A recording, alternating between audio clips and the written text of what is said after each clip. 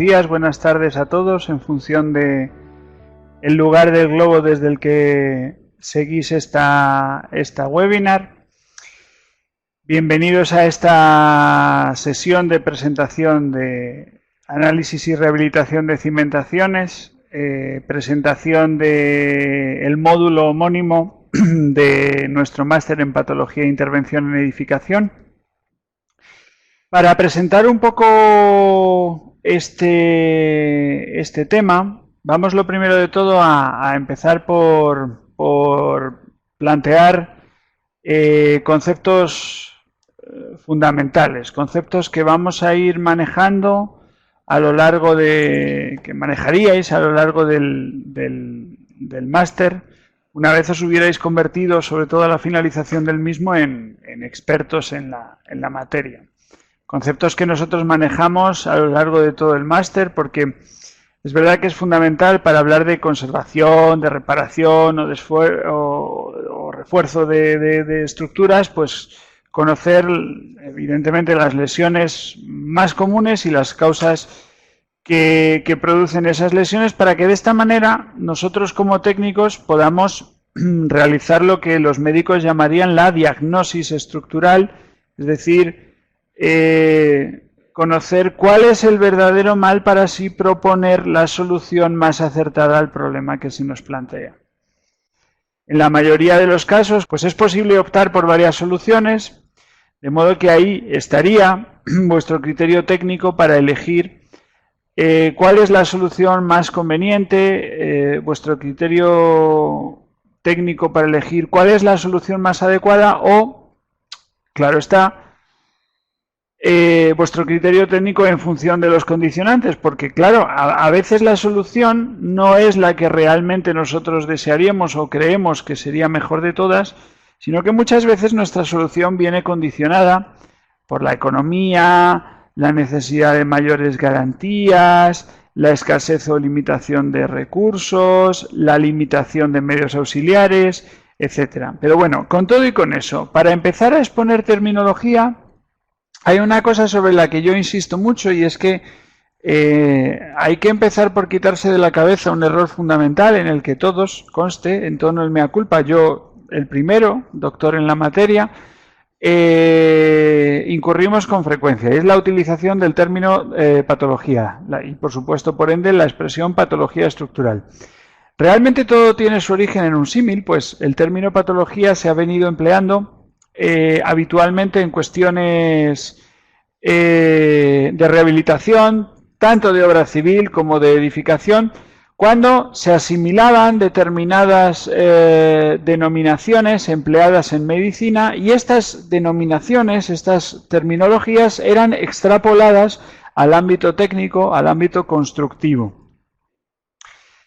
Entonces, idea que quiero transmitiros. Es importante aplicar el léxico adecuado. Como señala ahora mismo la pantalla, el término patología hace referencia a aquella disciplina que se ocupa del estudio de los fenómenos patológicos de las estructuras, enumera ahí sus fallos, sus causas, sus consecuencias y, por supuesto, sus remedios. Sí, voy con la segunda rama. Para que os situéis, yo ahora mismo estoy aquí.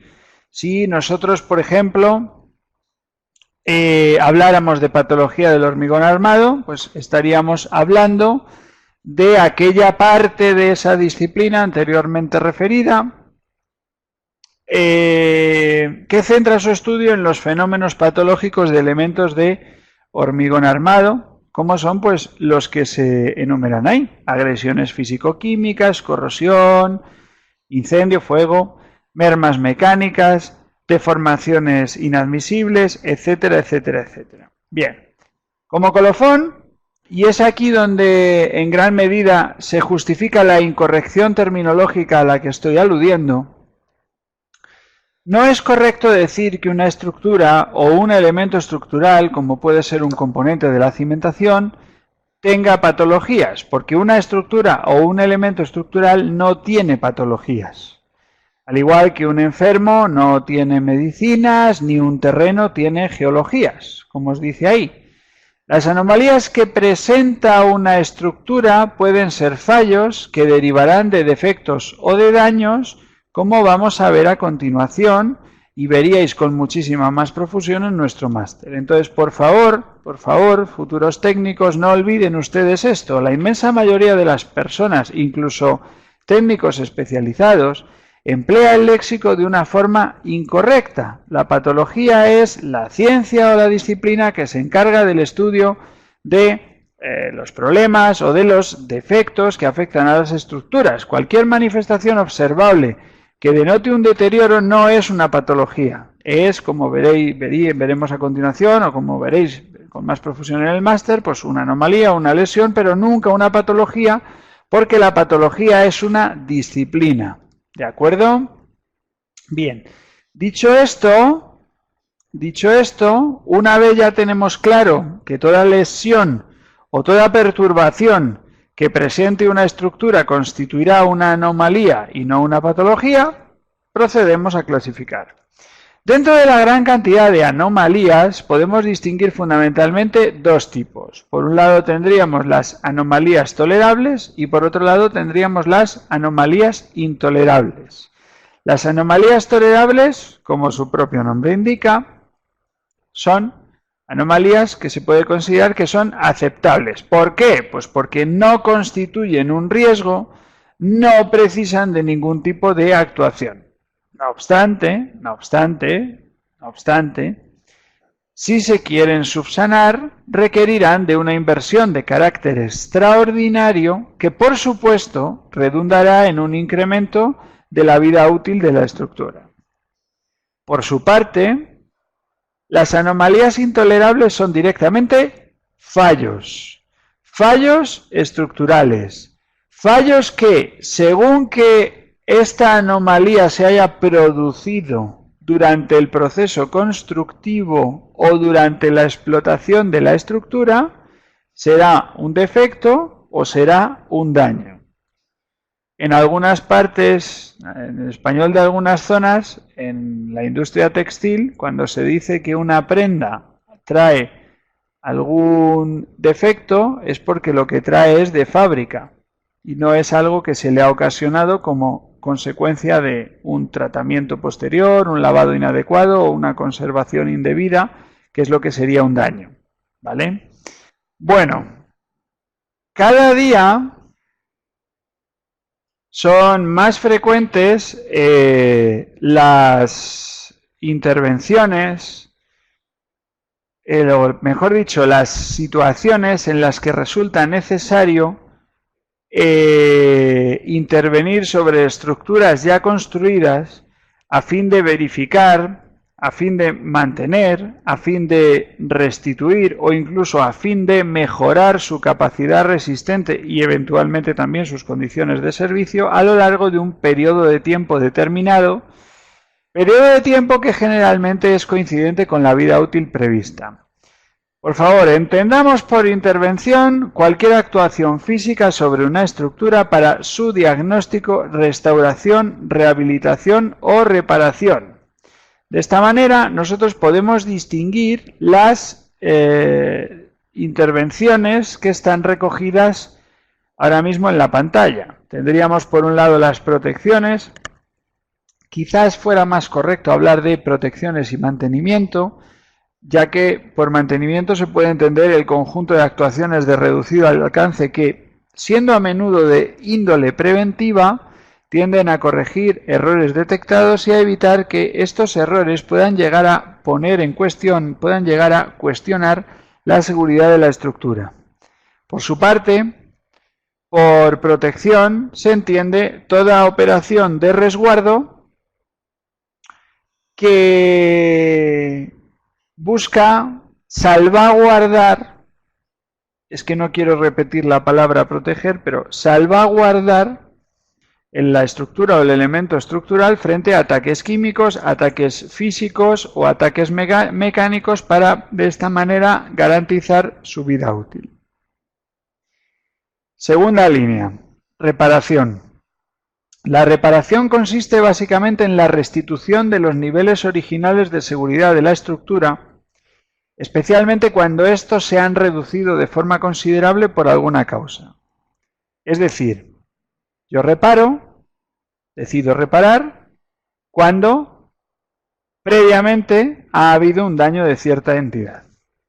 Eso es por lo que ahí se habla de la recuperación de las características iniciales del elemento intervenido en lo que se refiere al estado límite último o al estado límite y al estado límite de servicio.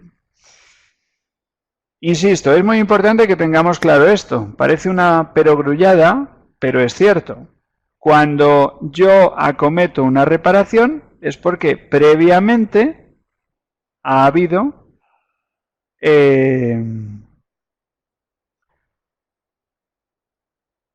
una lesión, un daño. ¿De acuerdo? ¿Vais siguiéndolo todos bien?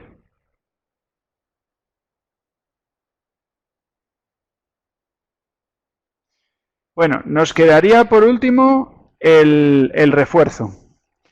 ¿A qué llamamos refuerzo? Nosotros llamamos refuerzo a la operación de incremento de la capacidad resistente de la estructura o de un elemento estructural, superando con ello los niveles para los que esta estructura o este elemento estructural que nosotros reforzamos fue o fueron diseñados. Es decir, llevamos la capacidad resistente de la estructura por encima de los niveles para los que fue originalmente diseñada y ejecutada.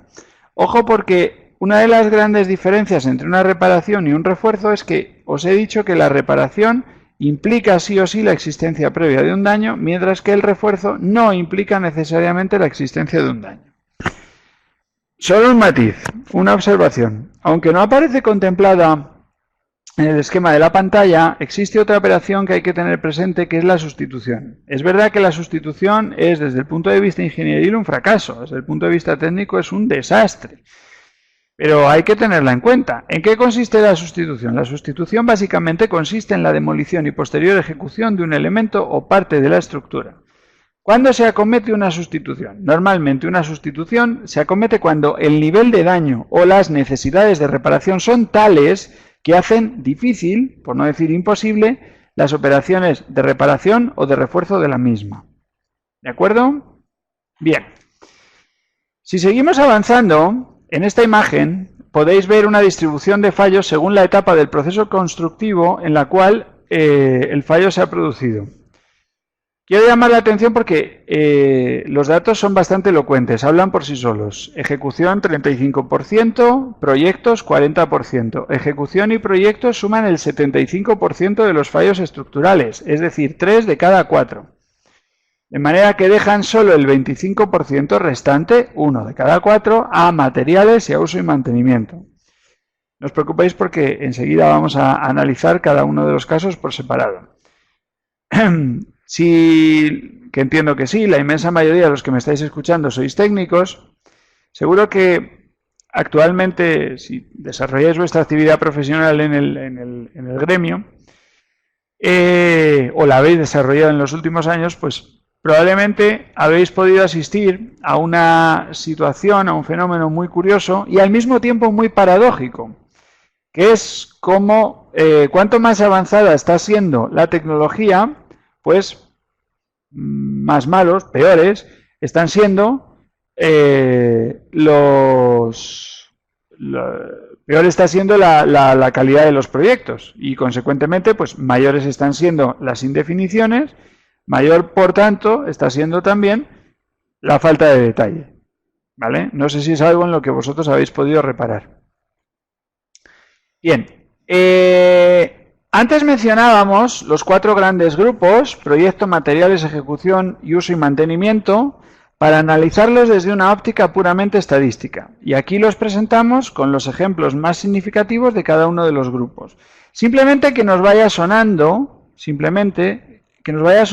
de qué hablamos en cada caso, porque luego a lo largo del máster tendríais ocasión de ir analizando cada uno de los grupos de forma individualizada. Obviamente no vamos a profundizar en ellos, pues el tiempo de que disponemos para la presente webinar es bastante limitado, pero ya os digo que en el máster sí ahondaríais en cada uno de los grupos de forma individualizada. Sí que es verdad que a efectos de lo que nos trae aquí, que es la cuestión de la cimentación, pues me interesan especialmente los fallos en fase de proyecto. Retomamos el gráfico anterior, los sectores circulares, y si analizamos anteriormente la distribución de fallos que veis en la parte inferior izquierda e hice notar cómo ejecución y proyecto sumaban 3 de cada 4 fallos, proyecto por sí solo ya constituye el 40% de los fallos. Decía que en mi modesta opinión es un dato bastante elocuente, pero más elocuente aún resulta, si cabe,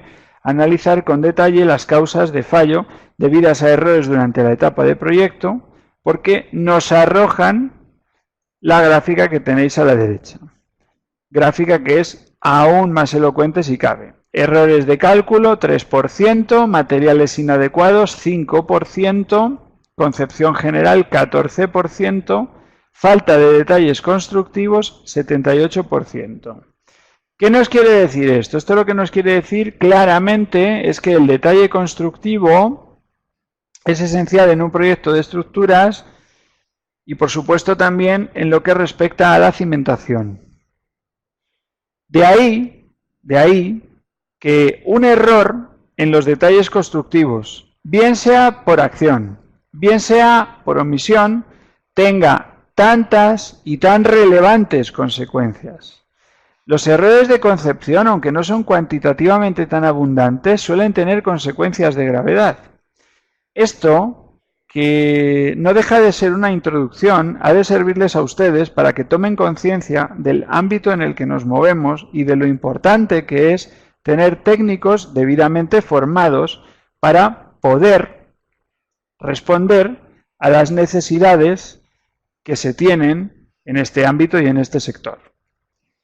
Bien, presentado todo esto, vamos al objeto real de nuestra presentación de hoy. Y el objeto real de nuestra presentación de hoy no es otro que las cimentaciones. Conocer un poco los tipos de cimentaciones distintos que tenemos. Fundamentalmente, nosotros, ¿qué es lo que buscamos con las cimentaciones? Nosotros lo que buscamos con la cimentación es dar apoyo, ofrecer unos pies sólidos y resistentes sobre un terreno firme a la estructura de nuestro edificio. ¿Dónde está el problema? El problema está en dónde está ese suelo firme sobre el cual nosotros podemos apoyar nuestros pies. Porque en función de dónde esté ese suelo firme sobre el cual nosotros deseamos, debemos, tenemos que intentar apoyar nuestros pies, pues así dispondremos de unos pies o de otros pies al efecto. Entonces eso es lo que básicamente la búsqueda de ese terreno consistente sobre el que nosotros apoyar nuestros pies es lo que nos permitirá discernir entre una cimentación superficial, cuando es superficial la capa o el estrato resistente sobre el cual nosotros podemos apoyar, o bien una cimentación profunda, cuando, como es el caso de un pilote, cuando el estrato resistente esté a una elevada profundidad y por tanto tengamos que bajar hasta ese estrato para poder apoyar debidamente los pies de nuestra estructura. A caballo entre la cimentación estructural y la cimentación profunda estarían las cimentaciones semiprofundas. Bien, es importante esto porque en todo momento tenemos que saber sobre qué base estamos trabajando. Dicho de otra manera, si lo que nosotros vamos a hacer es fundamentalmente intervenir sobre cimentaciones preexistentes, tenemos que conocer mucho y muy bien el tipo de cimentación sobre la que vamos a intervenir y cómo trabaja esa cimentación. Bien, he dicho que las cimentaciones superficiales son aquellas que apoyan directamente sobre el terreno, habida cuenta de que, por eso también se las llama comúnmente cimentaciones directas, apoyan directamente sobre el terreno porque a nivel superficial disponemos de un terreno que es sumamente resistente, lo suficiente como para permitir que la cimentación de nuestro edificio descanse sobre él. Qué duda cabe que luego dentro de las cimentaciones superficiales tenemos distintos tipos en función de otras características que no son solo la resistencia, como la succión, la presencia de agua, etcétera, etcétera, que nos marcarán la necesidad de, dentro de las cimentaciones superficiales, recurrir a un tipo de cimentación u otra. Ahí tenéis representada la viga de cimentación, la losa de cimentación, la zapata aislada, que es la más frecuente, la zapata de medianería, que es a la que tenemos que recurrir cuando no tenemos espacio porque, o se recurre, mejor dicho, pues nosotros al final aquí hablamos sobre cimentaciones preexistentes, a la que se recurre a la hora de verse condicionado por una construcción en medianería, una construcción al lado, o lo que llama ahí zapata en diapasón, o también conocida como zapata combinada. Varios pilares descansan, reposan sobre una misma zapata.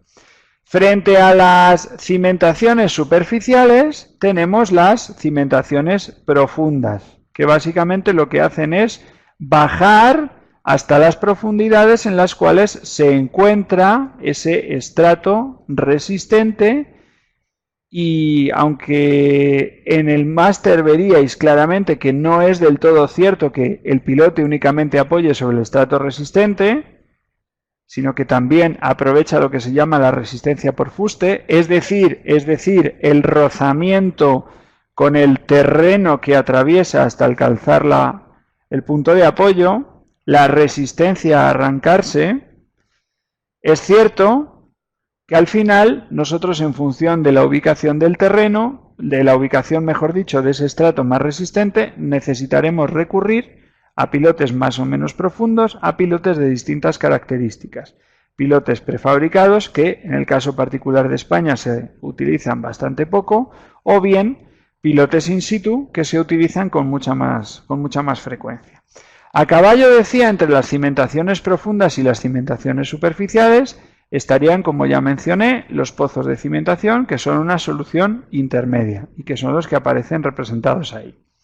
Bien, dicho esto, vamos a hablar de la visualización de las lesiones que están relacionadas con la cimentación. Porque aquí subyace uno de los conceptos más importantes que van ligados con la cimentación de nuestras estructuras y, en consecuencia, de nuestros edificios. Estoy hablando de la estabilidad. Entendamos nuestro edificio como un cuerpo rígido, aunque no sea del todo cierto. La exigencia de estabilidad de este supuesto cuerpo rígido está directamente relacionada con el riesgo de movimientos inaceptables del edificio o el riesgo de movimientos inaceptables de la estructura en su totalidad. Cuando, como veis ahí de forma representada, un viento excesivamente fuerte actúa sobre un edificio en altura y este no está adecuadamente empotrado o arraigado en el terreno, o cuando no está debidamente equilibrado por su propio peso, puede, no es normal, pero puede llegar a volcar sin llegar a desintegrarse. El ejemplo que tenéis en la pantalla corresponde al vuelco íntegro de un edificio en Shanghái, precisamente por lo que estaba contando. Estas fotografías, que es verdad que ya tienen 10 años, recogen cómo un edificio volcó entero sobre un terreno blando, que era el mismo terreno que se pretendió, bueno, que de hecho sirvió de soporte de cimentación. Gracias a ese precisamente terreno blando, al volcar, el edificio se mantuvo intacto. Es decir, que en cierta forma, ese terreno blando sirvió de colchoneta para amortiguar la caída del edificio en bloque. Uno ve las imágenes y piensa que, como en las fábulas, pues una mano gigante invisible ha empujado el edificio haciéndolo caer hacia atrás. Nada más lejos de la realidad. La propia fotografía nos revela la pobre cimentación del edificio. Sobre todo es de las dos fotografías, lo veis muy bien en esta de aquí, ¿vale? La pobre, no, pobrísima cimentación del edificio. Bien, un detalle que no quiero pasar por alto, y es que en el fondo esta imagen refleja el crecimiento desmedido y desordenado que en algunos frentes se ha estado produciendo y aún hoy se sigue dando en determinadas potencias emergentes. Puede decirse que en ese caso desde el punto de vista del vuelco, desde el punto de vista rotatorio, el edificio es inestable. Ojo, porque esto es muy común en edificios altos y estrechos, como se puede demostrar de una forma muy sencilla, y es: vosotros cogéis una cajita delgada de cartón que apoye sobre una superficie áspera, es decir, una superficie no resbaladiza, o una superficie, por ser un poco más técnico, con un elevado rozamiento, y vosotros sopláis con fuerza la parte superior de esa caja. Veréis cómo al final esa caja puede llegar a inestabilizarse, llegar a volcar. Bien, yo os estoy hablando desde Madrid, ¿vale? Y en Madrid tendríamos un fenómeno que técnicamente es fascinante y que constituye la antítesis de lo que os acabo de enseñar. Esto es la contraposición.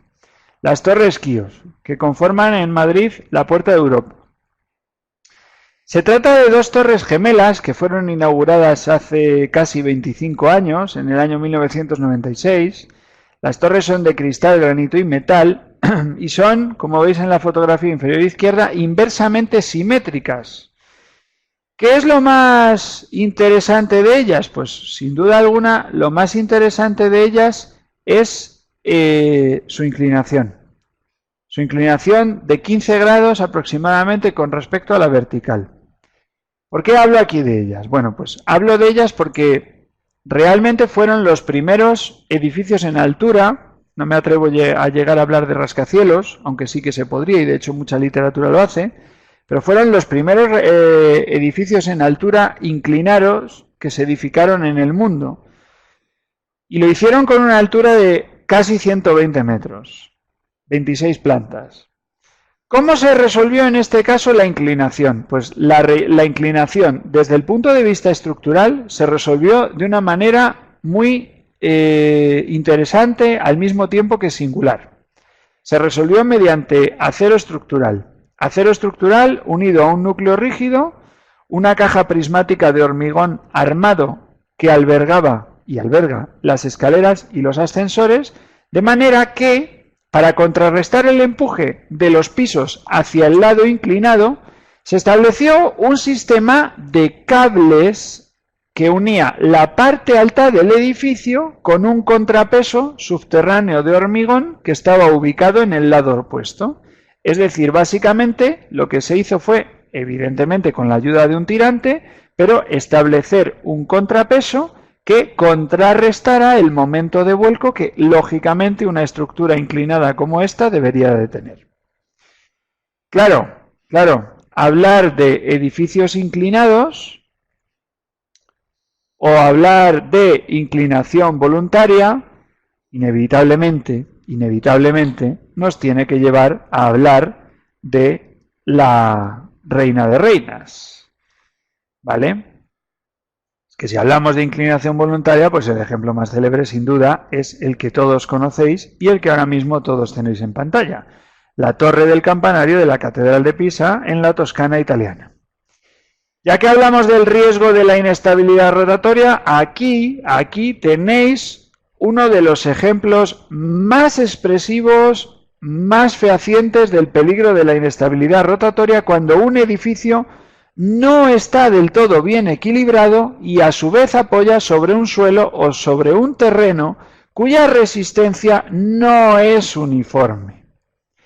Si el suelo sufre asentamientos diferenciales, asentamientos desiguales, el edificio puede llegar a inclinarse como aún hoy, año 2019, lo sigue haciendo la Torre de Pisa, que desde luego os digo, si no se controlara debidamente, perfectamente ya podría haber llegado a caer del todo. Bien, al hablar de la Torre de Pisa, evidentemente yo estoy hablando de una construcción de índole tradicional, de una construcción antigua. Las construcciones tradicionales estaban concebidas ya bajo el concepto de equilibrio y estabilidad desde la antigua Roma. Claro, aquellas que aparecieron con la introducción del acero y del hormigón armado se diseñaban prioritariamente desde el punto de vista de la resistencia y la rigidez. Por eso, cuando ya hablamos de acero y hormigón armado, estamos hablando de construcciones más modernas. Es por esto que el comportamiento estructural según las condiciones, marca el modo de actuación en el estudio patológico y en consecuencia las soluciones para la rehabilitación de una cimentación de una estructura. Por ejemplo, nosotros a lo largo del máster, en la parte de cimentaciones, de patología e intervención en cimentación, ponemos varios ejemplos de las fisuras que se pueden producir en un muro de fábrica y en un muro de hormigón armado, siendo su significación distinta en cada uno de los casos porque los materiales responden de forma diferente. Es verdad que esto mismo es aplicable a las fisuras que pueden aparecer en una viga de hormigón armado o en una bóveda de fábrica, porque mientras en una puede indicar una seria lesión, en otra la fisura muestra el modo natural de trabajar de la estructura. Es más. En una bóveda de fábrica la ausencia de fisuración llega a ser hasta preocupante. No hay que olvidar en todos los casos que los materiales, y muy particularmente el hormigón y la fábrica, hablan. Esto que suena metapoético es así. Los materiales de hormigón y fábrica hablan. Y lo hacen, se comunican con nosotros a través de la exteriorización de las lesiones. Por eso es importante que nosotros sepamos interpretar qué es lo que nos dicen. Claro, ¿de qué son habitualmente las cimentaciones? Las cimentaciones, por lo general, son de hormigón armado, de concreto, ¿vale? Por eso las cimentaciones no son ajenas a eso. De ahí la necesidad de reconocer con anterioridad el tipo de estructura con el que se está tratando para no introducir elementos que puedan resultar incompatibles con el funcionamiento de la cimentación que se intenta arreglar. Por ello, además de conocer la tipología de cimentación de acuerdo con lo que hemos visto antes, profunda o superficial, pues también hemos de tener en cuenta un segundo criterio clasificatorio que atiende a la rigidez o la flexibilidad del cimiento. Así tenemos la cimentación rígida tradicional, que está concebida para trabajar a compresión, no siendo adecuadas para aceptar esfuerzos excesivos de cortante o esfuerzos excesivos de flexotracción, frente a la cimentación flexible, que corresponde a zapatos o cimentaciones de hormigón armados que fueron diseñadas para recibir esfuerzos de flexotracción mediante la colaboración entre el hormigón y la armadura de acero. Fijaros porque a la izquierda se recoge una fotografía y un plano de sección de la cimentación tradicional de las columnas del Palacio de Marqués de Casa de Arizón, en Sanlúcar de Barrameda, en Cádiz. Bien, sigamos, para no dilatar esto más. Aquí tenemos representados modelos de simulación de tensión de formación del terreno para los casos de cimentaciones, mejor dicho, de zapatas, estos son cimentaciones superficiales. Quiero llamar la atención sobre los casos recogidos en la figura del centro, ¿vale? Respecto a las tensiones de contacto y los asentamientos correspondientes. Decía que fijaros que se tienen casos extremos e ideales de zapatas flexibles y zapatas rígidas que recogen una carga centralizada y cómo esa carga centralizada se traduce respectivamente en una carga uniforme y en una carga variable con los asientos correspondientes. Ni qué decir tiene que en la realidad existen casos intermedios de rigidez, aunque por comodidades de cálculo, la experiencia nos ha demostrado que las tensiones de contacto uniformes pueden ser perfectamente tratadas de acuerdo con los principios de la teoría de la elasticidad que veríais todos en la asignatura de estructuras que cursaréis en la carrera. Pero claro, el problema fundamental que se tiene con el terreno y particularmente con la cimentación, y por qué no decirlo también con la interacción entre el terreno y la cimentación, es que la cimentación suele ser invisible, no se ve. Debido a que la cimentación permanece oculta bajo el subsuelo, es difícil, muy difícil, reconocer los primeros estadios de una lesión, salvo que el suelo presente alteraciones visibles en superficie que lleven a suponer que están influyendo, se está produciendo una afección al comportamiento de los cimientos. Cuando fisuras o grietas se manifiestan, como veis ahí, en muros o en pilares, es porque la cimentación ya ha excedido su capacidad de deformación y por tanto se comienza a transmitir esta deformación al resto de la estructura. Evidentemente, la observación y análisis de las lesiones en muros con algo de experiencia y sentido común, por supuesto, permite un entendimiento mayor sobre la naturaleza de los movimientos que ha experimentado o puede estar experimentando la cimentación. Por supuesto que a posteriori se puede proceder a la realización, y se debe de hecho proceder a la realización de estudios más específicos que contribuyan a corroborar ese primer diagnóstico, como pueden ser pues los sondeos geotécnicos, las catas en cimientos, testigos, etcétera, con la finalidad de efectuar un análisis de mayor precisión que permita adoptar las soluciones más pertinentes en cada uno de los casos. Por tanto, tenemos que tener en cuenta que cuando nosotros hablamos de cimentaciones, siempre tenemos que tener los ojos abiertos para, como veis en la fotografía, esas pistas que indirectamente nos dan información de lo que está sucediendo. Mientras en una viga, por poner un ejemplo, la visualización de una fisura diagonal que nace de la zona de apoyo nos denota casi con toda seguridad que el elemento está fallando a cortante, nosotros por contra no podemos ver los fenómenos lesivos sobre la cimentación. ¿Qué es lo que tenemos que hacer? Pues lo que tenemos que hacer es buscar pistas que en otros elementos que nos orienten sobre cómo está funcionando la cimentación. ¿Cuáles son esos otros elementos? Esos otros elementos son los muros, los soportes, los arcos o las bóvedas, por citar solo alguno de ellos.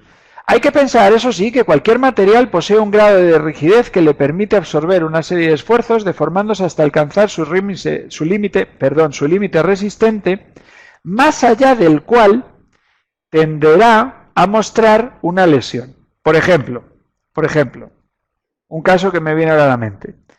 Los asientos diferenciales a los que antes aludía. Los asientos diferenciales producen esfuerzos adicionales en la cimentación.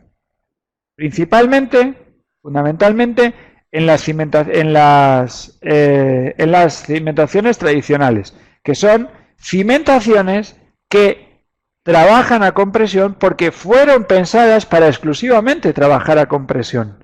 La compresión era la aspiración suprema de la construcción tradicional.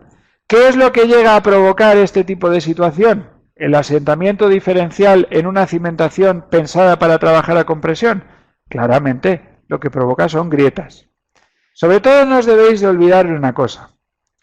Las fisuras, o en mayor medida las grietas, son el síntoma de la existencia de compresiones en la misma dirección en la que se producen las grietas o las fisuras y tracciones en la dirección perpendicular a las fisuras o a las grietas. ¿De acuerdo? Compresiones en la misma dirección de la fisura, tracciones en la dirección perpendicular a la fisura.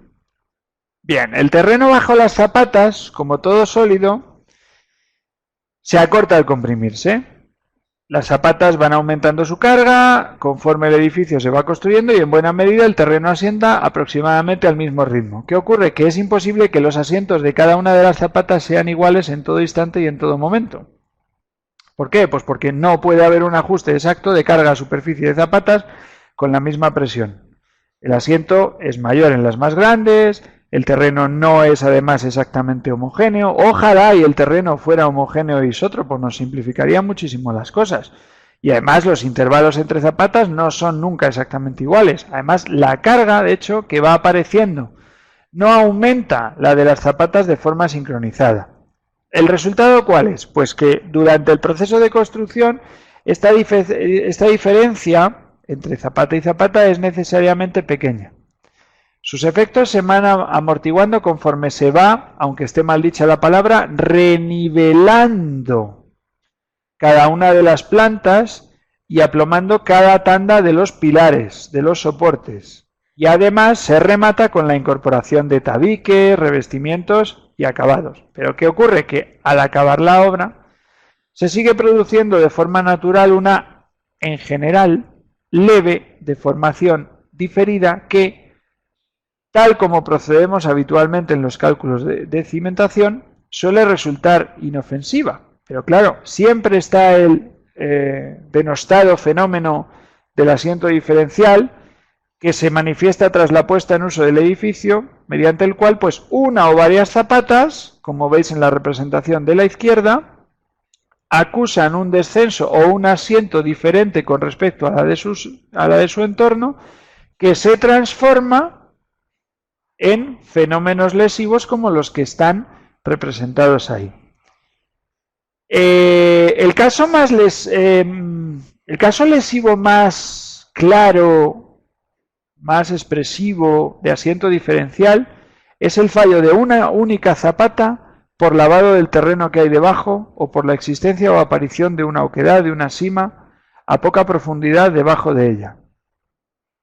Ojo, porque esto también puede llegar a producirse en el caso de una cimentación profunda y el efecto diferido todavía es mucho mayor.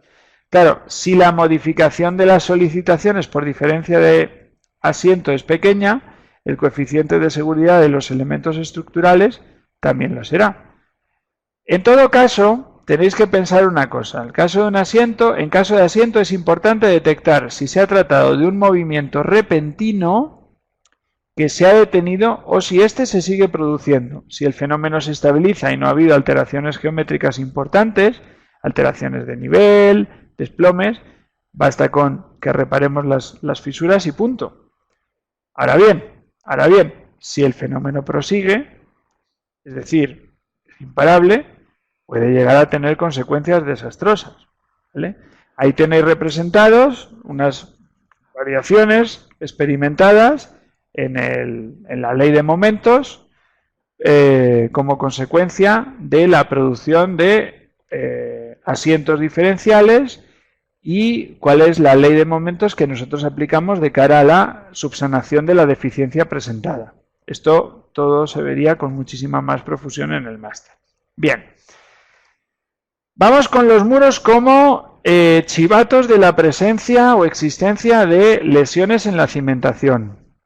Porque los muros pueden presentar fisuras horizontales, pueden presentar fisuras verticales y pueden presentar fisuras diagonales. ¿Cuáles son las que nos tienen que preocupar de estas tres? Pues nos tienen que preocupar fundamentalmente las verticales y las diagonales, porque son las que pueden estar relacionadas con la cimentación. Porque en el caso de las verticales y en el caso de las diagonales, la causa fundamental que justifica la aparición de estas lesiones es la existencia de un asiento diferencial. En el caso de que el muro sea un muro de contención o un muro estructural, fenómenos como la retracción coartada o la distinta deformabilidad entre el muro y su cimentación correspondiente pueden justificar también la aparición de fisuras verticales o diagonales. ¿Por qué obvio la fisura horizontal? Algunos se estarán preguntando, pues porque no ha de alarmarnos, porque a menos de que se trate de un muro de contención, esta fisura nunca es preocupante. Generalmente estará relacionada con el tratamiento dado al hormigón durante la puesta en obra.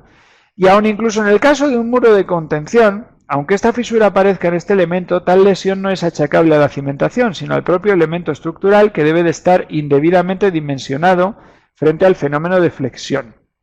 ¿Vale? Bien, mirad, aquí por ejemplo os he traído un ejemplo muy claro de aparición de una fisura, bueno, más bien una grieta vertical como consecuencia de la diferencia de asiento registrada en un lado y otro del muro agrietado. Es una construcción que se encuentra en Benavent de Lérida, en Cataluña. Aquí por su parte tenéis otro caso similar, aunque la grieta no sigue un trazado tan claramente vertical. En este caso se trata de un muro de cerramiento de un edificio de uso industrial que está ubicado en el sur de la ciudad de Madrid. Para los que conozcáis Madrid, este muro se encuentra en la zona de Vallecas.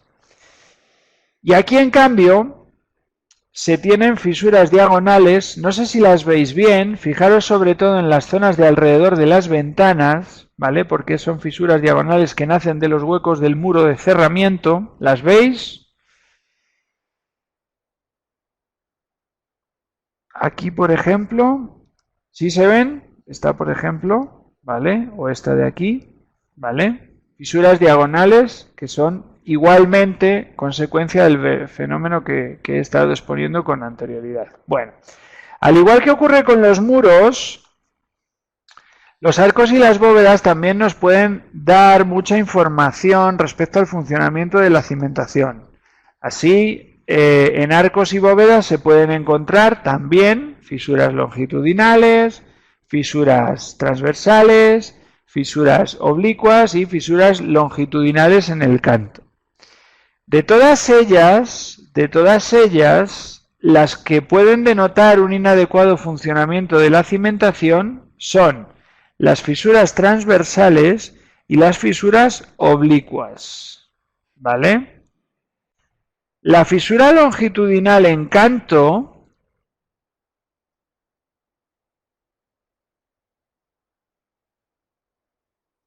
ojo con ella porque puede crear alarmas innecesarias cuando lo que se tiene no es más que una fisuración inducida por el gradiente de temperaturas entre el interior y el exterior de la masa del material constitutivo del arco. Al final, no es más que un problema de revestimiento, ¿vale? Al final no es más que un problema de revestimiento.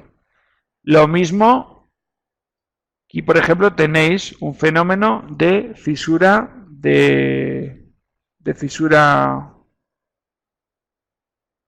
fisura transversal, que sí que sería un fenómeno ya un tanto más preocupante, y aquí tenéis otro fenómeno de fisura transversal. Bien, visto todo esto, nosotros lo que tenemos que hacer, y voy terminando ya, nosotros el siguiente paso que tendríamos que hacer, y es algo a lo que dedicamos también buena parte del contenido del máster, es a cómo nos aproximamos a la cimentación.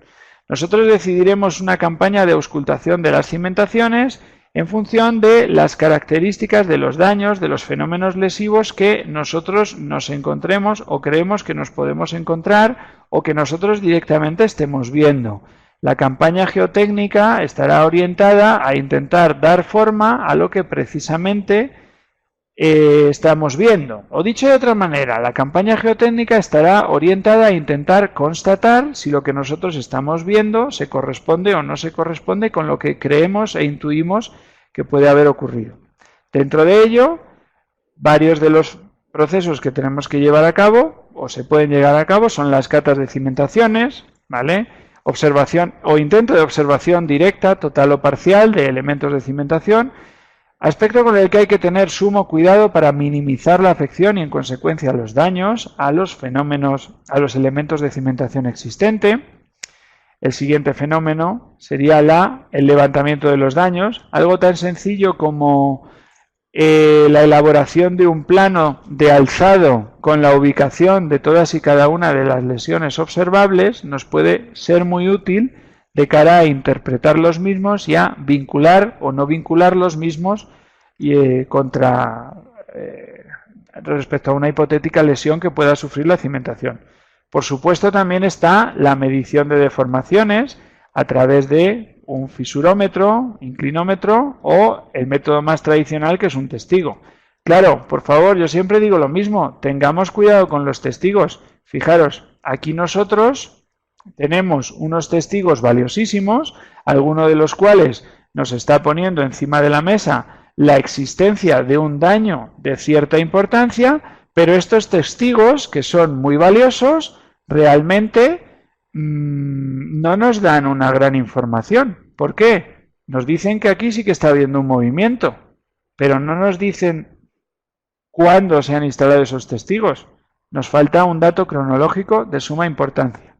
Y por último, tendríamos todo lo que concierne a la auscultación para el seguimiento y evaluación del daño por medios que aprovechan en gran medida la tecnología actualmente existente de cara a poder evaluar, sobre todo, esos hipotéticos daños de cimentación, esos hipotéticos fallos que puede haber en la interacción entre el terreno y el cimiento y cómo estos van evolucionando en función de la climatología, en función de la elevación del nivel freático, en función de los X.000 factores que pueden influir en la alteración del terreno, en la alteración de la cimentación, en la alteración de la interacción entre el terreno y la cimentación. Con todo y con ello, concluida la campaña, nosotros obtendríamos un dictamen final que básicamente nos serviría para poder establecer la existencia de una relación entre las lesiones que nosotros hemos observado y las características de lo que tenemos debajo y que no podemos observar. Es decir, la campaña estaría orientada a poder constatar si lo que nosotros hemos creído que era una lesión achacable a la cimentación realmente era una lesión achacable a la cimentación, o si por el contrario tenemos que buscar la lesión en otro punto o en otra parte o en otro elemento estructural. Bueno, con todo y con eso, yo concluyo aquí. Gracias, buenas noches a todos.